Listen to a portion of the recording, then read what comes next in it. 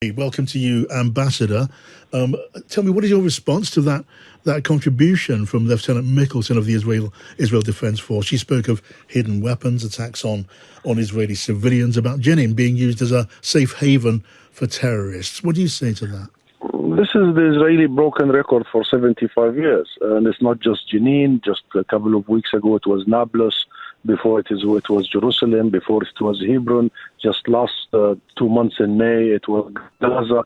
This is just going after a nation, crushing this nation, making sure that we don't have any resemblance of nationalism and quest for our independence and dignity and rights and liberation in line with international law. This is Israel wanting to continue its illegal military occupation of our occupied territories, to continue its settlement expansion, which is a war crime according to international law and according to the UK policy. This is a spin to justify its atrocities. There was exodus from the refugee camp. And remember, John, those very people were forced out of their homes upon the establishment of the State of Israel, them and their parents and grandparents. So Israel goes after the very same refugees, and this very same scene of exodus and ethnically cleansing them happens again and again and again and again, an aggression on the top of aggression. So Israel's only result now is violence and terrorism against our people, and they justify it the way you've just heard, this propaganda and spin. Well, then tell me then, Ambassador, for the record, what part of that statement from the Israeli Defense Force was false? It is a fact, is it not, that there are militants operating in areas including the Jenin camp, that there are weapons there, attacks have been launched on Israeli civilians, and you would see how someone like an officer in the Israel Defense Force would say some sort of action is needed in response to that. How do you answer that? I answer that the action is needed in response to the biggest aggression of all, which is the military occupation that robs you of your own dignity, of your ability to move, to work, to live freely, that destroys your homes at will, arrest your children with administrative detention without charge or trial.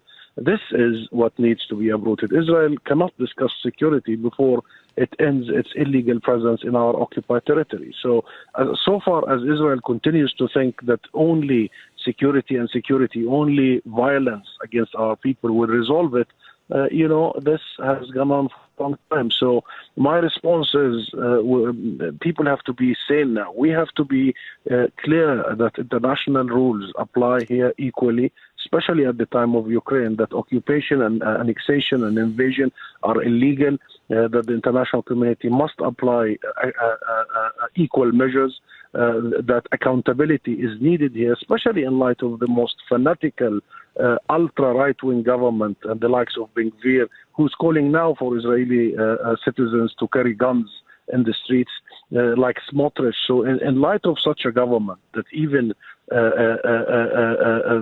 UK government considers to be right-wing and extreme, we must really rethink all of our approach, because, trying the same mistakes again will not reap a different results. And what really pains us, the Palestinian people and leadership, is that the West holds a standard for the Palestinians and a standard for the rest of the world. And look, Russia and Ukraine, the invasion, and how it was quick, the reaction. But in our case, which is the very same case of invasion, military invasion, annexation, occupation, the response is always with the aggressor and the occupier. But let me ask you finally and briefly, Ambassador, let me just ask you this. Hamas, as you know, have spoken with approval of the attack in Tel Aviv on those Israeli civilians. The Palestinian Authority, I think objectively it can be said that they've rather lost credibility in the eyes of many Palestinians.